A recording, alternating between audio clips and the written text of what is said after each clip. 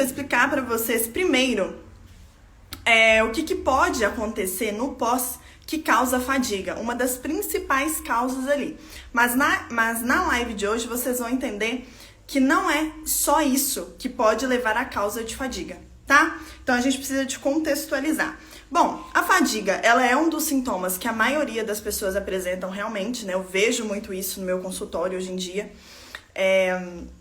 Ele é um dos sintomas mais prevalentes junto ali com sintomas gastrointestinais, né? Então a gente sabe que o vírus, ele infecta a nossa microbiota. E isso leva à desbiose. Então, às vezes, a pessoa ela também chega, né, com muitas queixas intestinais, do tipo constipação, diarreia, distensão abdominal, mudança ali na coloração das fezes, na consistência, porque o ideal de fezes é uma fezes ali mais bem formadinha, bem hidratada. Então, a maioria ou fica com ela mais para consistência de diarreia ou mais ali para constipação. Enfim, mas a fadiga, sim, ela é um dos sintomas ali predominantes, tá? No pós. E o que causa essa fadiga? Bom, muitos aqui já devem saber, mas acredito que muitos também não devem, então eu vou repetir. Uma das causas ali, né, do pós, da síndrome pós, e aí só para poder deixar claro, tá, pessoal? Síndrome, por definição, é um conjunto de sintomas. Então, assim, se você tem apenas um sintoma, depois, ou da doença, ou então do contato com a imunizante, né, depois que você tomou a picada ali, não necessariamente você tem a síndrome, tá? Eu, Tamires, não descarto a possibilidade de você ter ficado realmente com uma sequela, né, porque pode acontecer sim.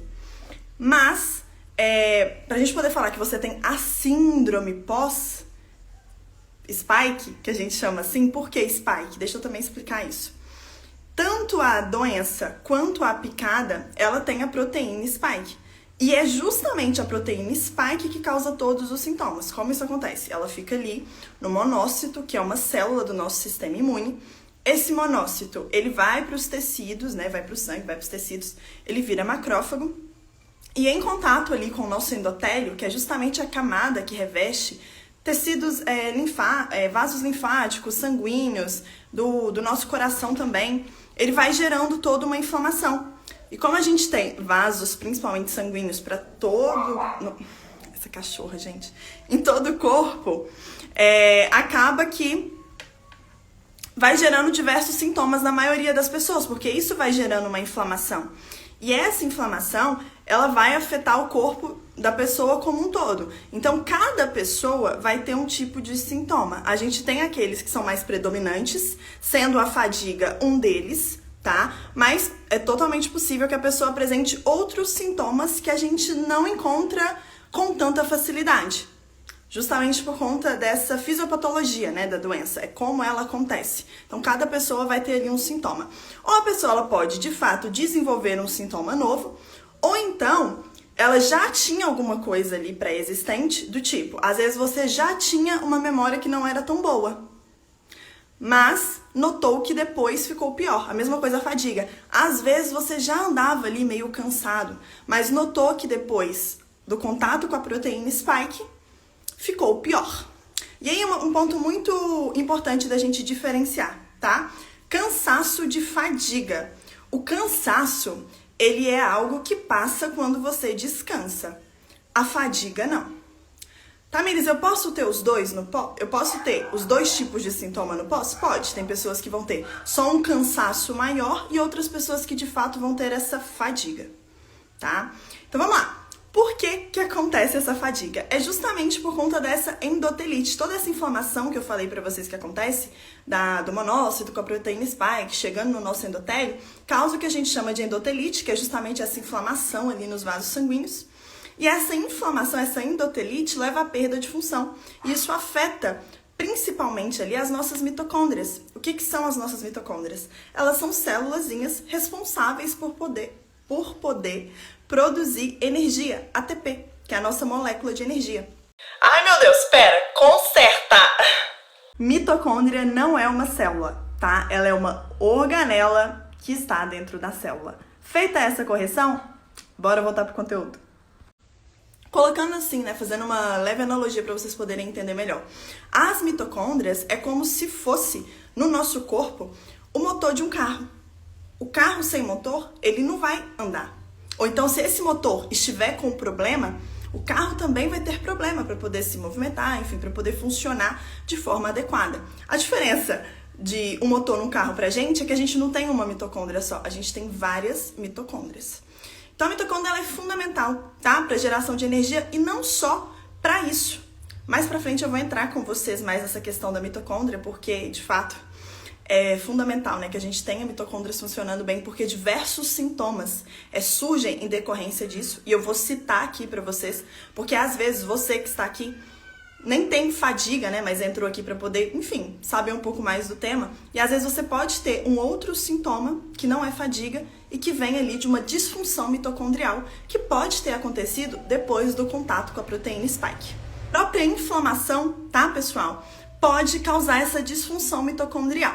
E aí um ponto importante, é normal e esperado que a gente inflame. O problema não é a inflamação, pelo contrário. Desde que o nosso corpo consiga lidar com essa inflamação, tá tudo certo. A questão é, quando essa inflamação passa a ser demais e o nosso corpo perde meio que a capacidade de lidar com ela. A inflamação ela é normal e esperado, inclusive para o nosso corpo lidar com o vírus, ele precisa de inflamar. Então, várias coisas acontecem no corpo mediado por inflamação. Então, a inflamação não é um problema. O problema é quando ela está demais. E justamente a inflamação ela pode causar essa disfunção mitocondrial. E a gente sabe que o pós-contato com a proteína spike gera essa inflamação, a ponto de ser tanto o corpo não conseguir lidar, das pessoas começarem a desenvolver diversos tipos de sintoma, sendo um deles a fadiga. Quais são as outras causas que não são necessariamente uma disfunção mitocondrial, mas inclusive vai impactar nessa questão também das mitocôndrias? Uma muito importante e que eu vejo assim com uma certa frequência, e sei que também vários colegas veem, inclusive a Dani e a doutora Alessandra estão aqui. Uma é médica, né? A doutora Alessandra é médica e a Dani também é nutricionista, a gente trabalha junto. E a gente vê muito isso acontecendo, principalmente em mulheres, que é a ferritina baixa, tá? Muitas mulheres têm este problema de ferritina baixa. E aí eu estou falando de uma ferritina baixa sem anemia. Sem anemia, porque Gente, eu peguei um caso essa semana de uma paciente. Ela tem 4 de ferritina. Isso é extremamente baixo. E tem uma hemoglobina de quase 13, 12,9 eu acho. Ou seja, ela não está anêmica, apesar dessa hemoglobina não estar dentro dos valores ideais. Quem me segue aqui há mais tempo já conhece isso. Enfim, a hemoglobina não está dentro dos valores ideais, essa pessoa não está anêmica, mas ela tem uma deficiência de ferro muito grande. E em decorrência disso, ela tem sintoma de fadiga.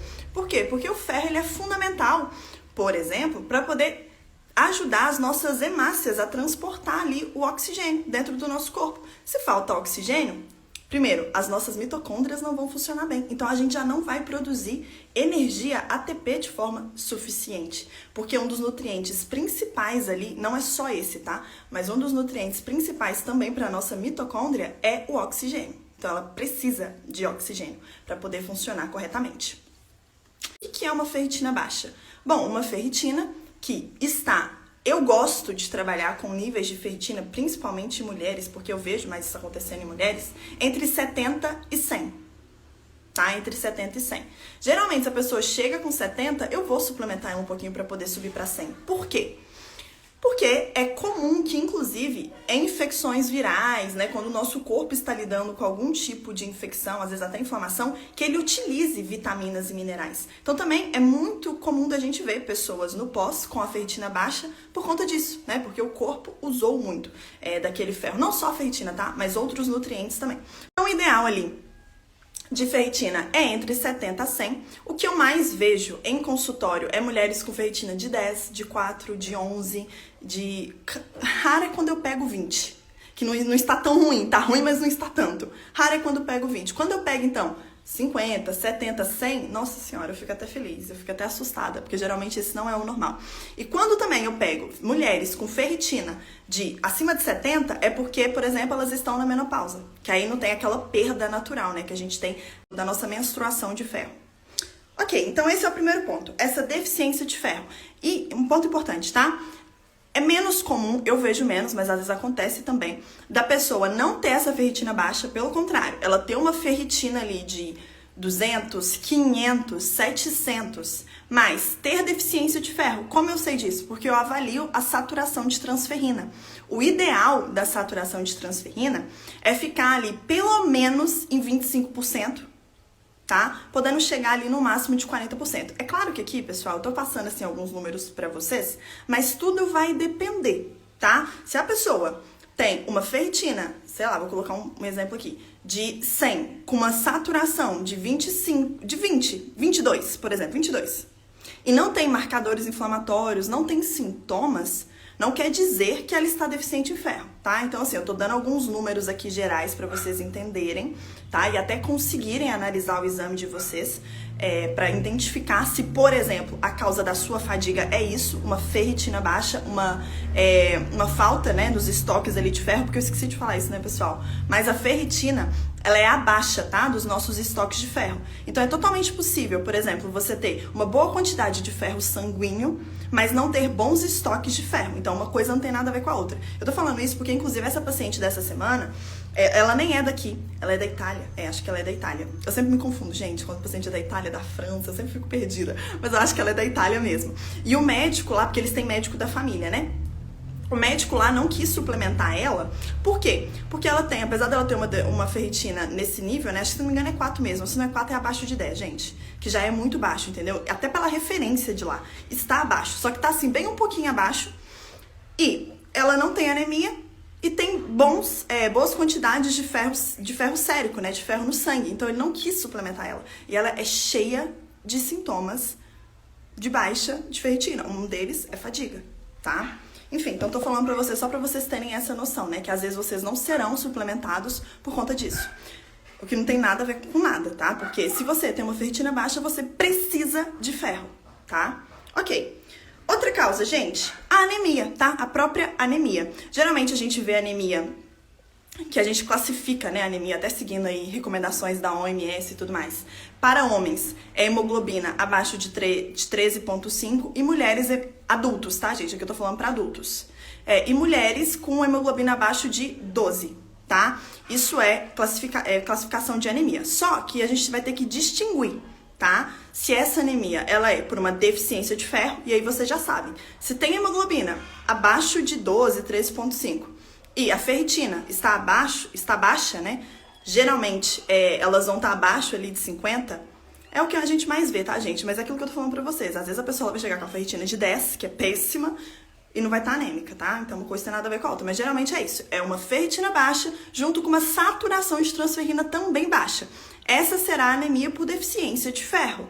Mas pode acontecer também de ter uma anemia por deficiência de vitaminas do complexo B, tá? Principalmente ali B12, B9, B6, ok? Então isso também pode acontecer, tá? Essa anemia. Então aí tem que saber diferenciar. E aí um ponto já importante pra vocês. Se você tem anemia e quer saber diferenciar, às vezes você vai estar lá, ó, com a ferritina boa, com a saturação de transferrina boa, então você tem que olhar para principalmente B12 e B9, que é o que a gente consegue medir ali no sangue. A gente consegue B6 também, só que a maioria dos planos não liberam, tá? A maioria dos planos não liberam B6 e para você poder pagar é muito caro.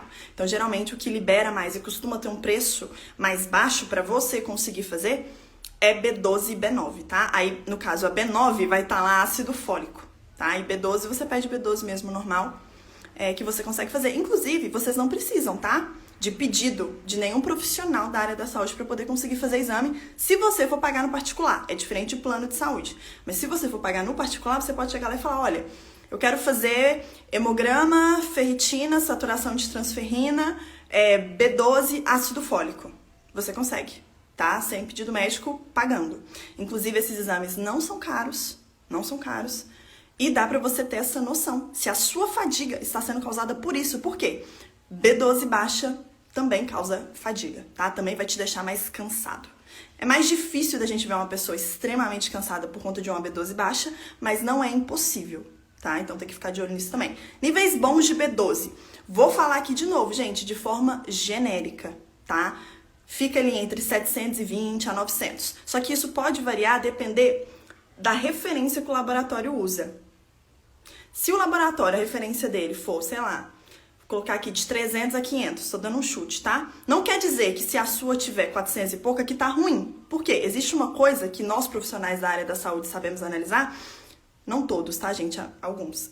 Realmente eu preciso falar isso, porque não é todo mundo que sabe. Mas eu sei analisar, enfim, as pessoas que trabalham comigo, a doutora Alessandra, a Dani também sabem fazer esse tipo de análise, que é ali, pelos quartis, tá? Então, às vezes, a gente vai, sim, levar em consideração, às vezes não, sempre a gente vai levar, tá, gente? Em consideração os valores de referência. É só que a gente não vai considerar, assim, a pessoa, sei lá, tá com 300 de B12 e o mínimo é 300, tá bom pra ela. Entendeu? A gente não vai fazer esse tipo de análise. A gente vai olhar realmente pelos quartis e colocar a pessoa dentro desses valores que seriam ideais, tá? Então, de uma forma geral, B12 boa fica ali entre 720 a 900, mas às vezes a gente vai ter que analisar pelos quartis, a depender do intervalo da referência que o laboratório usa, entendeu? E B9, né, o ácido fólico, a gente considera ali entre 10 a 17. Tá? Inclusive, por que é importante vocês verem isso, tá? Ainda que vocês, enfim, achem que a deficiência de vocês é de ferro. Às vezes vocês têm aí já um hemograma com ferritina e saturação de transferrina. Por que eu consideraria importante vocês verem também essas duas vitaminas junto com homocisteína, principalmente? Por quê? Porque essas vitaminas, elas participam do ciclo da homocisteína. E a homocisteína, a gente vê ali, né, geralmente se está bom ou não esse ciclo que a gente chama da metilação, através da homocisteína e dessas vitaminas. A metilação, ela participa de tudo no nosso corpo, da formação de DNA, deixa eu ver aqui o que mais, da formação de óxido nítrico, da formação, inclusive, de enzimas detoxificantes, da formação da membrana da nossa mitocôndria. Então, sim, a pessoa ela pode ter uma disfunção mitocondrial, por exemplo, porque não está metilando bem. E por que ela não está metilando bem? Pode ser por deficiência dessas vitaminas do complexo B. Um outro ponto, tá? Fundamental que pode estar causando fadiga ou até te deixando também mais cansado. Porque não é todo mundo, tá, gente, que vai ter fadiga.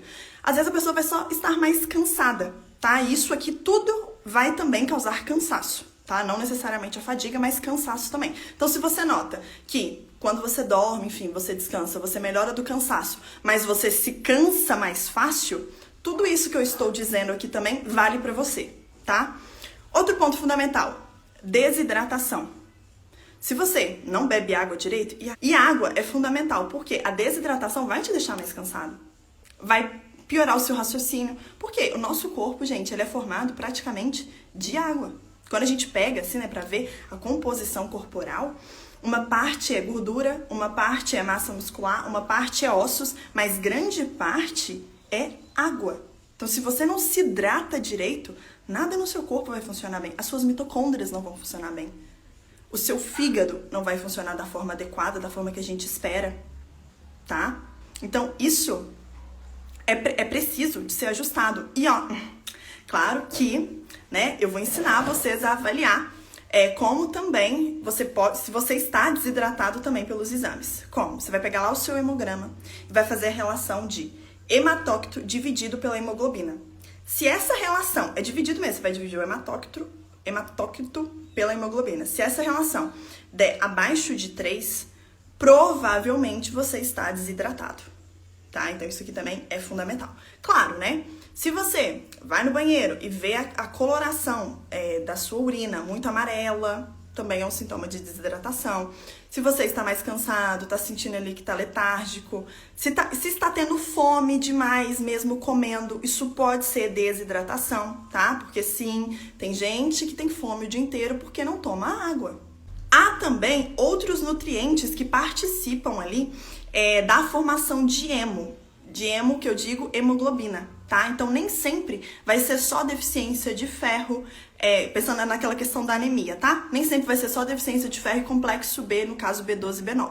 Também participa a B2, a B5, B6, inclusive a B6, ela participa lá daquele ciclo da homocisteína, da metilação que eu falei pra vocês, tá? Ela é fundamental. Ácido alfa-lipóico também é fundamental. Glicina, que a gente encontra muito ali em colágeno, então quem me segue aqui há mais tempo sabe que eu utilizo o colágeno até como uma fonte ali de proteína no meu dia, mas eu não uso só por isso, né? Colágeno tem glicina. Glicina, ela ajuda tanto nessa questão da formação de hemo. Glicina é um aminoácido, tá, pessoal? Quanto também ajuda ali na função intestinal, tá? Ela tem ali a mesma função que a glutamina, que é melhorar a permeabilidade intestinal. Ok, seguindo. Causas da falta de hemo, inclusive, né? Vamos supor que você identificou que você está com uma anemia. Ou então, que às vezes a sua hemoglobina não está dentro dos valores ideais, que é ali, ó, para mulheres, a partir de 13,5, geralmente pode ir até 14, 15, a depender. Homens, se não me engano, é a partir de 14 também, tá? Um ideal de hemoglobina, isso lá no seu hemograma, tá? Abaixo disso, a sua hemoglobina não está dentro do ideal. Aí você tem que, enfim, investigar para ver o que é que está causando, né, essa falta ali na produção de hemo. Então pode ser essas deficiências de vitaminas e minerais, ou então pode ser também uma hemorragia. Isso aqui, né, na hemorragia pode entrar, talvez você tenha um sangue oculto nas fezes. Geralmente, quando o profissional está pesquisando anemia, às vezes, né, principalmente médico, pede ali um exame de fezes para poder descartar essa possibilidade de você ter ali um sangramento gastrointestinal. Isso está impactando na sua produção de hemo e até levando também, tá, a uma deficiência de ferro.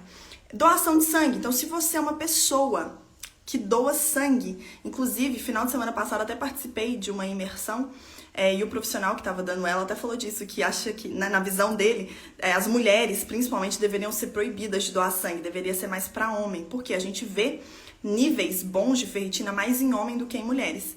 Eu não posso deixar de concordar com ele, viu, pessoal? Não posso mesmo, porque o que eu vejo de mulher com ferritina baixa é, assim, assustador, tá? Então, se você é uma pessoa que doa muito sangue, tem que ficar sempre de olho na sua ferritina. Não estou falando que você não deva doar, tá? Mas se você quer continuar doando e tudo mais e tem esses problemas, isso significa que você vai ter que ficar repondo mesmo, entendeu? Ferro. E aí você vai ter que avaliar com o profissional que te acompanha como seria essa reposição ideal para você. Ok, outra coisa, fluxo menstrual intenso em mulheres, tá? Tem mulheres que têm muito sangramento. Sim, acredite, não é normal você ter tanto sangramento no seu período menstrual. E se você tem, isso vai levar à diminuição na produção de hemo, principalmente ali por uma perda maior de ferro, tá?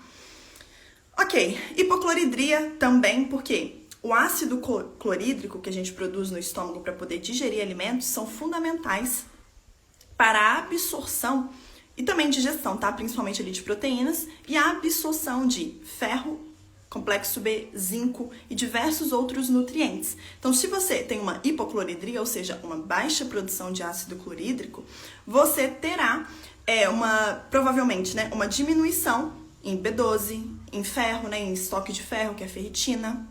Vai ter uma má digestão proteica, e aí você pode até ter uma disbiose em decorrência disso. Então, corrigir hipocloridria em quem tem é fundamental. SIBO, que é um hipercrescimento bacteriano ali no nosso intestino. Isso é mais difícil da gente encontrar. Eu, pelo menos, assim, ainda não encontrei ninguém. Geralmente a pessoa só tem uma disbiose, mas não é incomum, tá? Às vezes a pessoa ela vai ter esse hipercrescimento bacteriano ali no nosso intestino. Porque sim, o nosso intestino ele tem bactérias, né? Isso não é um problema. Dentro da nossa composição, da nossa microbiota intestinal, o que a gente mais tem é bactéria. Principalmente na formação da nossa microbiota, mas a gente também tem outros micro-organismos. E o problema acontece quando tem grande quantidade dessas bactérias. E aí pode ser tanto de bactérias patogênicas, ou então uma desregulação, uma diminuição ali, né, das bactérias boas, ou então uma baixa variedade, tá, dos tipos de bactérias. Tudo isso vão caracterizar uma desbiose. Se tiver esse hipercrescimento, principalmente que a gente vê ali acho que se não me engano é no intestino delgado, isso vai caracterizar uma SIBO, isso pode levar a diminuição na produção de hemo, tá? Ok. Parasitose, isso é uma coisa que eu também às vezes falo aqui no meu Instagram. Não é incomum da gente ver pessoas ali com parasita, porque, gente, parasita não é algo difícil, tá? Da gente pegar uma verdura mal lavada, ficar andando descalço, se a gente vai, sei lá, numa cachoeira, vai na praia, deixa eu ver o que mais. Come muito em restaurante, coloca a mão suja na boca, direto a gente faz isso, né, gente? Coloca a mão suja na boca. Celular é uma coisa hiper mega suja. Quantas e quantas vezes a gente põe a mão no celular, depois leva a mão na boca. Então não é incomum, tá?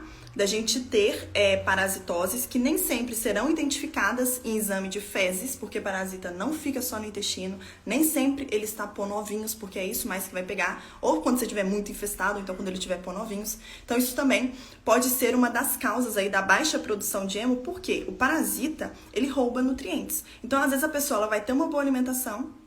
Dificilmente, tá, gente? Uma pessoa com parasitose vai ter bons sintomas intestinais, tá? Porque parasita também pode causar esses sintomas aí intestinais piores, né? A pessoa fica com gases, distendida, aquela coisa toda. Parasita também pode causar. Enfim, mas pode acontecer sim, da pessoa não ter nenhum tipo desses problemas, mas ela come os alimentos, às vezes até suplementa e não fica a níveis ideais no exame, aquela vitamina, aquele nutriente que ela tá precisando. Então a gente tem que descartar essa possibilidade de ter parasita ali, tá? Roubando nutrientes. E a própria disfunção mitocondrial. Por quê, gente? A gente tem mitocôndria em todas as células do nosso corpo, exceto dentro das nossas hemácias. Só que pra gente produzir hemo, a gente precisa de hemácia. A gente precisa de mitocôndria, tá? Então vamos lá, deixa eu reformular isso aqui. A gente não tem mitocôndria dentro das nossas hemácias, mas para a gente produzir hemo, a gente precisa de mitocôndria, tá? Então é fundamental. Então uma disfunção mitocondrial também pode causar isso aqui. Agora vamos falar de outros sintomas, tá? De disfunção mitocondrial, para você ficar ligado, porque às vezes você não tem fadiga, às vezes você entrou aqui porque, sei lá, você conhece uma pessoa que está sofrendo, às vezes é alguém da sua família, às vezes é seu pai, sua mãe, seu irmão, e você está aqui ouvindo para poder ajudar ele.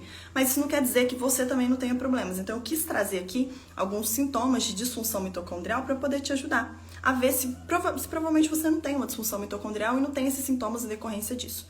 Então, caderninho na mão anotando, tá? A fadiga física e mental também, tá? Então nem sempre a fadiga ela vai ser física, às vezes vai ser mental. Então às vezes no físico você tá bem, mas você nota que na sua cabeça não. Então antes, né, vamos colocar um exemplo aqui. Você fazia ali as coisas do seu trabalho super bem, agora você tá notando que assim, você tá cansando mais fácil, que tá mais difícil de fazer, tá com essa fadiga mental. É constante, né? Ou seja, é uma coisa que acontece sempre. Ok, dor e fraqueza muscular. Porque, que nem eu falei, mitocôndria, ela ajuda na produção de energia. Então, sim, você pode ter dor e fraqueza muscular por disfunção mitocondrial. Inclusive, já fica aqui um adendo, né? Se você tiver algum idoso, ou então conhecer alguém, ou até você mesmo pode estar tomando, né, isso. Porque, sei lá, no seu exame deu que seu colesterol tá alto e o médico passou uma estatina. O problema, gente, não é usar estatina, viu? É claro que a gente vê que tem muitas pessoas que usam estatina sem indicação, tá? Eu já peguei, gente, assim, usando estatina sem indicação nenhuma. Mas, sim, estatina é um medicamento, eu não sou contra o uso de medicamento, mas é aquilo, né? A gente tem que saber quando usar. Mas vamos supor que você precisava realmente de uma estatina e toma. Se você não cuida da sua saúde mitocondrial, se não repõe ali junto coenzima Q10, que é fundamental, tá? Para o bom funcionamento das nossas mitocôndrias. Oi, cometinha. Então, você pode ter essa questão, tá? De disfunção mitocondrial em decorrência de uso de medicações. Cãibras, arritmias cardíacas. Arritmia é aquele funcionamento que não está adequado ali do seu coração. Então, pode ser tanto porque você tem uma taquicardia, ou então você está notando que seu coração, né? Notando assim, né? Geralmente é mais difícil você notar que seu coração está batendo mais lento. Mas aí você fez um exame e identificou isso, né? Que você tem uma arritmia. Pode ser por uma disfunção mitocondrial também, tá? Não estou falando que é só isso. Inclusive, a gente vê muitos sintomas assim no pós, tá? Relacionados à parte cardíaca. Intolerância ao exercício, então você nota que quando você faz atividade física, você não está tolerando tão bem mais, né? Você fica mais cansado, ou então você acaba a atividade física e fica muito fadigado, sabe? Fazer atividade física, ao invés de te deixar bem pra cima, te deixa fadigado. Tem a questão ali, que depois eu posso até trazer uma live aqui pra vocês falando do porquê que a atividade física pode piorar os sintomas do pós, porque sim, pode, mas pode ter a ver também com essa disfunção mitocondrial, tá? Esse cansaço excessivo depois. Insônia, porque, gente, as nossas mitocôndrias, elas também produzem melatonina. Então, você pode ter uma insônia por disfunção mitocondrial. Então, pensa bem, você passa, aquela pessoa, né, que passa o dia inteiro cansado, ali se arrastando, aí quando chega de noite, na hora de dormir, ela não consegue dormir direito. Sintoma de disfunção mitocondrial. Justamente porque mitocôndria ajuda na produção de ATP, então você tá tendo esse cansaço ao longo do dia por conta disso, e não consegue dormir de noite porque mitocôndria também produz melatonina.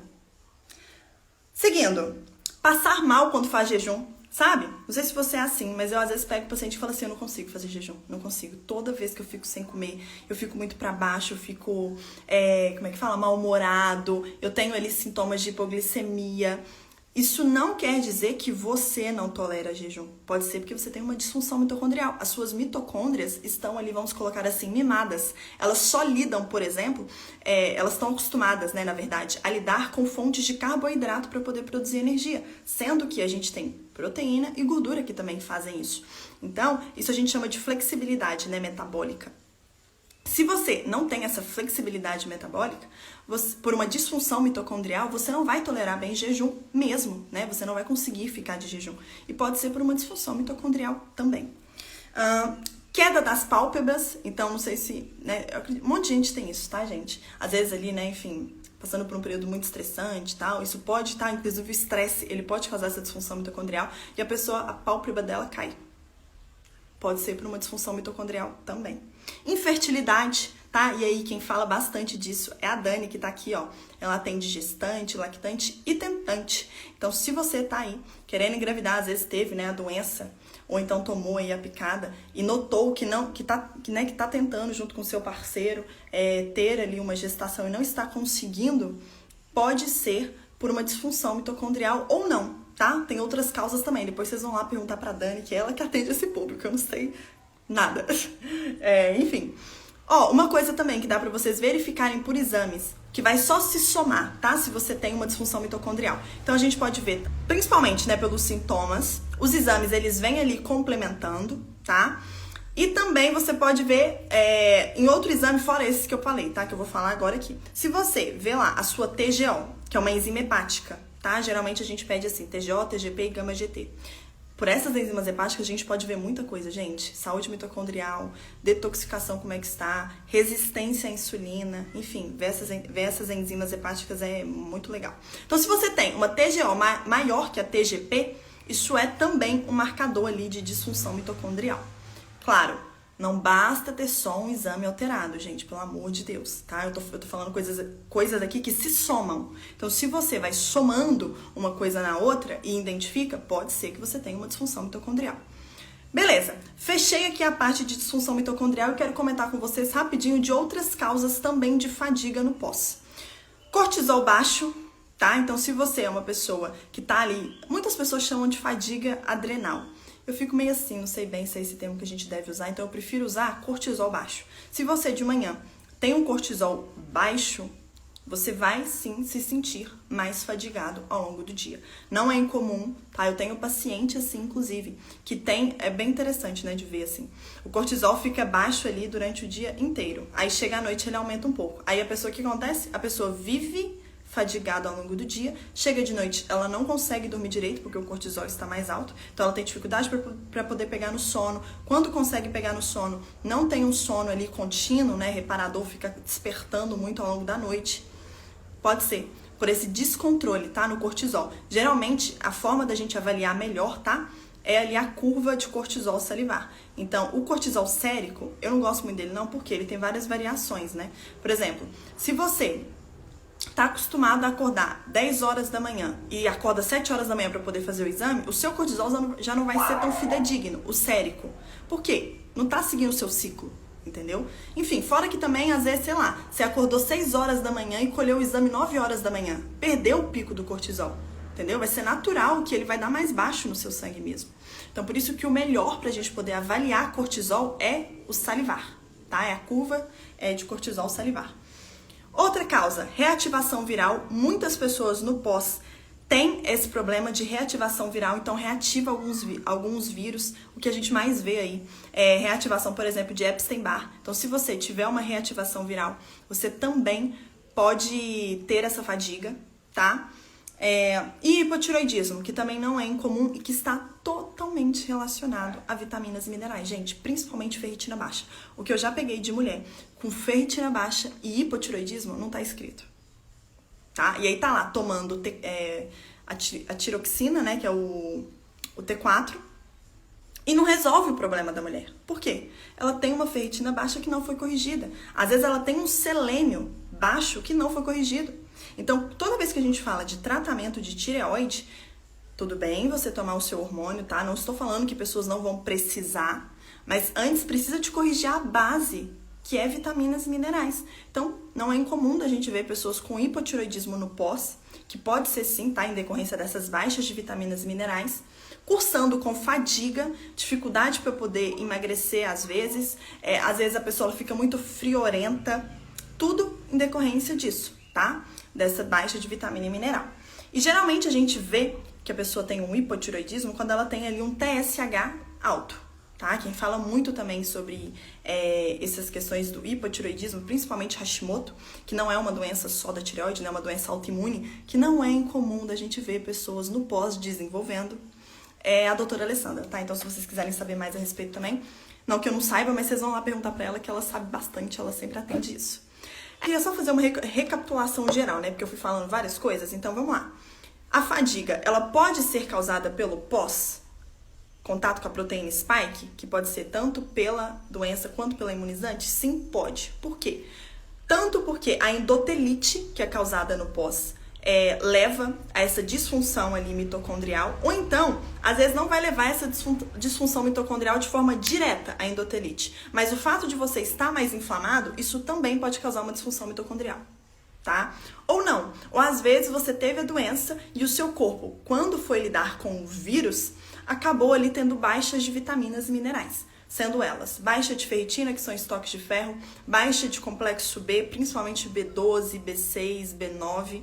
A gente vê só B6 e B9 no exame de sangue. B6 não, B12 e B9 no exame de sangue, porque B6 é mais caro, tá? Enfim, você pode ter desenvolvido uma anemia, você pode ter um hipotiroidismo em decorrência dessas baixas de vitaminas e por isso estar mais cansado. Então, assim, a gente precisa de investigar a causa, tá? O que está levando você até essa fadiga? É um cortisol baixo, que também é uma causa de fadiga? É uma anemia? É uma baixa de ferritina? É uma baixa de complexo B? Ou não, também é uma baixa de outros nutrientes, zinco, vitamina C, que todos esses vão participar, né, no bom funcionamento do corpo, na síntese de hemo. Então, às vezes você está anêmico, não é por causa de baixa de ferritina, às vezes tem outros nutrientes faltando, às vezes você está anêmico por uma disfunção mitocondrial, então nem sempre vai adiantar só a gente repor ferro, repor as vitaminas e minerais, tem que cuidar dessa mitocôndria. Pessoal, muito obrigada, até a próxima!